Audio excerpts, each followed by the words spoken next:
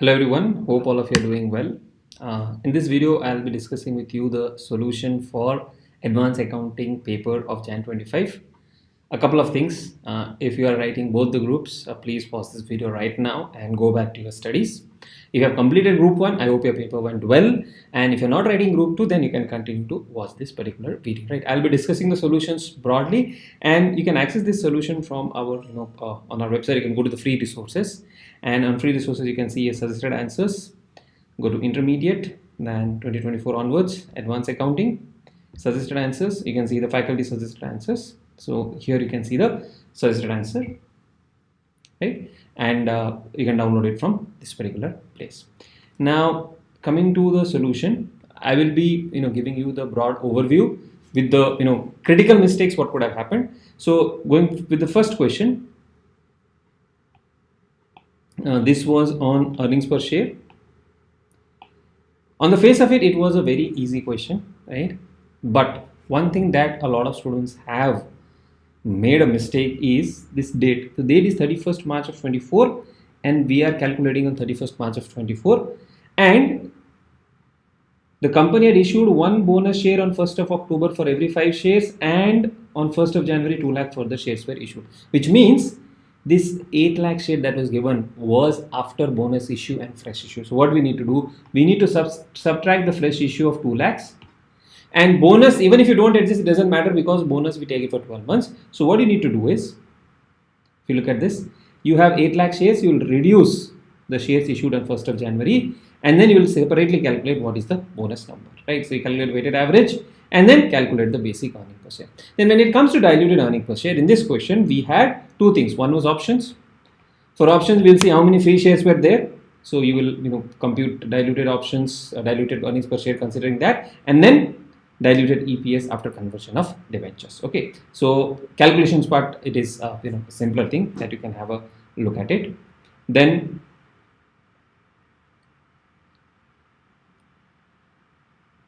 second one, question number B, this was on leases. This was a very standard question, was also a part of our important question list for which you need to practice. There is nothing unique here. This is the same question which has been asked multiple times in the past.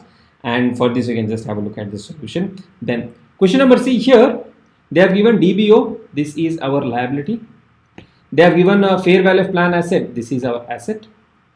Unamortized past service cost. This is also part of our asset. And this thing they have given it for the first time. They have tested it for the first time. Available future refund from the plan. This basically means this is our maximum asset. See, we have covered this as a part of our classes. A specific question was not there, but this means maximum asset should be 6. So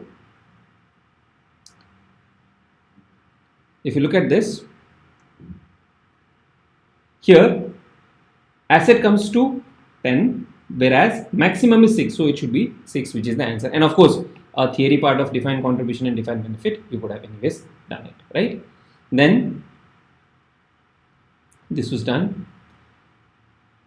This question, I would say, is too heavy in English. Too heavy in English. The way they have tried to complicate by using unclear adjustment, I would say a couple of them were actually unclear. In examination scenario would have been really difficult. Even if I was a student who was writing the examination, though initially you feel the question is easy, but if you come to the specific adjustment number 4 and 5, here if you see, these two adjustments were tricky. Now for here it says X holds 10% debentures for 250, is also creditor for 50,000. He agreed to cancel 50% of his total debt. Now total debt means, is it only debentures or debentures plus trade payable? Okay, that part is not clear. Anyways, we can take an assumption and solve it. So what the assumption that I have taken is 50% means 2,50,000 plus 50,000 plus interest. So that has been foregone. Then remaining claim of debenture holders including outstanding interest to be reduced to 60%. So in the balance sheet, I think we have 4,50,000 and interest was, I think, 45 if I am not wrong. Interest is 45. Proportionately you will reduce. Now what they have said is balance 2,20,000. This you will bring it down to 60%. This will bring it down to 60%. And then what they have said is the 40% What is to be done? That is again not clear here. What they have said is, in consideration of the reduction, the debenture holders are to receive 9% preference shares. Now, does it mean that against this 60% they will give 9% the preference shares? Typically, that is how it works. Or does it mean that for this 40% they will give preference shares? Meaning to say, there is no capital reduction from remaining debentures. Now, here, if you assume the second thing, that for 40% they have issued preference shares. Problem is, preference share is valued at 7.5. You will have a rounding of issue. Okay, so if you look at the solution, here I have taken both the assumption. Okay. Now here 10% is 2,50,000 for Mr. X. Creditor balance is 50, interest is 25, total is 325. 160 to 500 is amount foregone. Balance we have to pay 160 to 500 to the person, and that person has paid us 20,000. See how complicated English they have used. So total debentures to be issued should be 180 to 500, and the amount foregone will be taken to capital reduction 160 to 500. Second part here, if you see, of the balance 2,20,000 settled at 60% is what they said. Now this you can assume is old debentures continued. That is what I have assumed.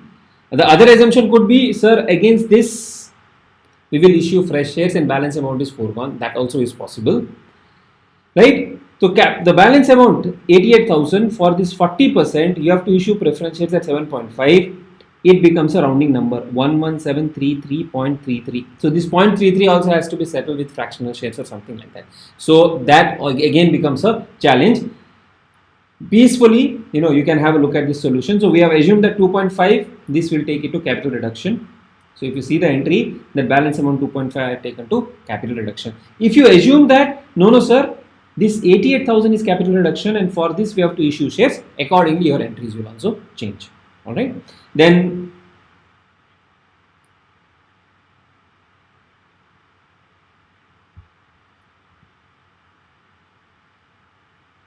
this was okay, this is perfectly fine. Inventory at 1 lakh will be taken over by remaining creditors. So whoever are balance creditors, they will take 1 lakh of inventory, and the balance amount, extra amount that we have paid, will be taken as a loss. 2%, this is normal. Plant and machinery to be written down by 20%, normal. Now again here, company will further issue 12% debentures for such amount which is sufficient to pay off bank, overdraft and other outstanding liabilities and maintain its cash balance at 85,000. So, typically in an examination scenario, it is very difficult for us to actually solve these type of questions properly, because there is a problem. There is a problem in the sense the way they have drafted this question. It's actually a challenge if you ask me. Okay, so if you have done this question, right, I'll show this working.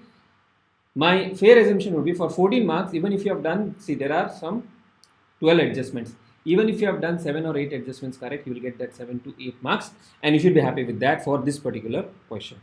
Obviously, we'll try to score 14 out of 14. That is the ideal scenario. But given the kind of question that was asked, even if you score 8 or 9 out in this question, I would say it is a bonus. MCQs, we have seen how easy MCQs were, right? That actually would cover us for our marks. So here, opening balance is minus 65,000. This is the bank OD.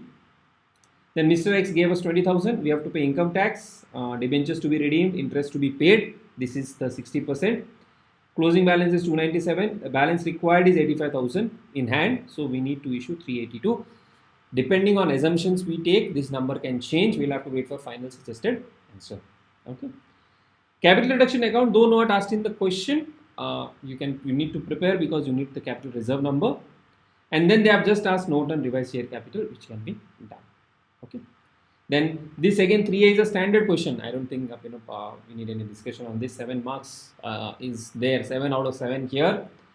And on that leases, that was a full mark question. Bonus issue, EPS was also a full mark question. Right, so that you can see. Then given below the extracts of BGS Limited, cash flow from operating and financing activities. Again, simple question. Here the thing that you have to be extra careful is this is issued at the end, so no interest. All right, then bank loan extra is taken here. Interest payable current year 2025 means what? This interest payable of current year 25,000 is my expense in the P&L. That's the first thing. This 20,000 I have paid. This 20,000 I have paid in the current year. So this is my cash flow from financing activity outflow. Okay, that is one tricky adjustment you have to understand here. Then balance sheets of Bright and Light Limited. This is, I think, one of the simplest question we can expect. So this is cash flow from operating and financing.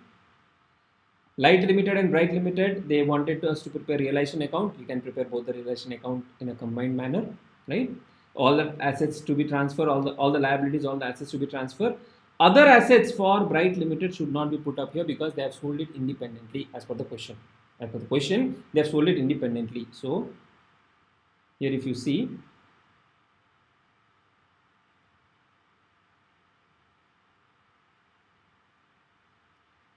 other assets of Bright Limited are obsolete and scrapped and sold for 50,000 by Bright Limited itself before acquisition of its assets and liabilities by Rainbow Limited. So that has been sold independently, means this 50,000 will be added to cash account, and then the P&L balance will not, to that extent the P&L balance will also come down because other assets are 1.75 and 50,000 it is sold for. 1.25 is the loss. That loss you will have to reduce from this 4 lakhs when you transfer it to shareholders account. All right. So here other assets you will not take. In shareholders account, the P&L balance will be reduced accordingly, and here cash account will be updated accordingly. You can show it in the working note. Okay, and in the combined balance sheet, the only thing that was tricky here is calculation of goodwill. You can do a combined working. PPE taken, inventories taken, trade receivables, cash and cash equivalents, less all of this, purchase consideration, net amount is goodwill. Okay, that is how you can do it. Then just a moment.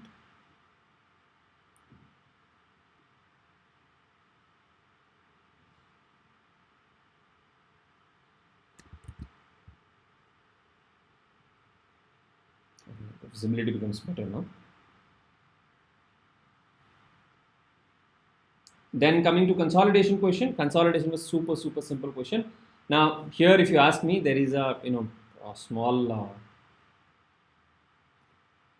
lack of clarity, I would say, anomaly I would say in the question, because if you see Super Limited sold 75% equity shares in Clear Limited since the incorporation of Clear Limited. Okay. Investment in Clear Limited 41,50,000, that is given. All right. Now, what is the share capital balance in Clear Limited? It is 50 lakhs. How much do we hold? 75%. So 50 lakhs into 75%, if you do, you get 7 5 35, 37 lakhs 50,000 is my guess. Just a second. 37,50,000 is the thing. Right. Now, one thing that is inconsistent in this particular question is that we invested on day one. How much did we invest? We invested 41,50,000. So that balance 4 lakhs should have been actually been represented on the securities premium, unless we believe that this 4 lakhs is other cost of acquisition. Okay, some duties and this and that what is paid, which is not likely the case if you ask me, because there is a direct investment, but still this 4 lakhs should have been in the securities premium, but it is not there. So we'll assume accordingly and we'll solve it. There is no complexity. This was a 14 out of 14 marks question. We are scared of consolidation, and I had been telling this earlier also. Consolidation is something which you should not be missing. And you saw this question, simple and straightforward question, 14 out of 14 here. And even the amalgamation question was simple, except for this particular adjustment, which was also a simple adjustment. There also we could have made 14 out of 14, or at least 10 to 12 out of 14. And given the level of MCQs, I think in this paper in advanced accounting, we will see a lot of students securing exemption, except for internal reconstruction question.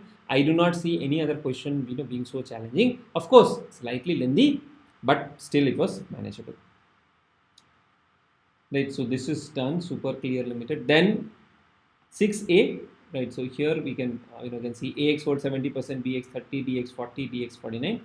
So if you see this, always in related party, try to build a structure. So AX holds 70%, DX holds 40% in CX, this holds 30% here, this holds 49% here. You are required to identify for AX, CX and EX. For AX, BX is a subsidiary, and because BX and CX has an associated relationship, AX also has an associate relationship with CX. For CX, BX the investing party, AX the holding company, which again has associate relationship, and DX which has invested 40%. Okay. For EX, DX, which is the investing party, that is the relationship. Then they have asked with reference to, you have to give the theory explanation also.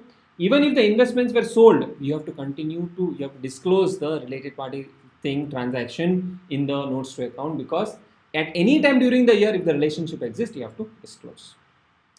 Then there was this question on liquidation basis, that is on assuming going concern assumption is no longer valid. Then in that case, you have to take the realizable value of assets and liabilities, and accordingly you have to solve the question, right? Then last one was your journal this one was for buyback of shares. This one was for buyback of shares. No conditions to be checked, straightforward, you need to pass the entries. And then this one was on head office and branch, independent branch, journal entries to be passed, standard questions. So what you can do, I'll also share the link of this particular file in the description and also in the comment section. You can download it from there. Hope you get good marks, okay, except for the internal reconstruction question. Rest of the questions were manageable. Hope you pass with good marks, and all the best for your result.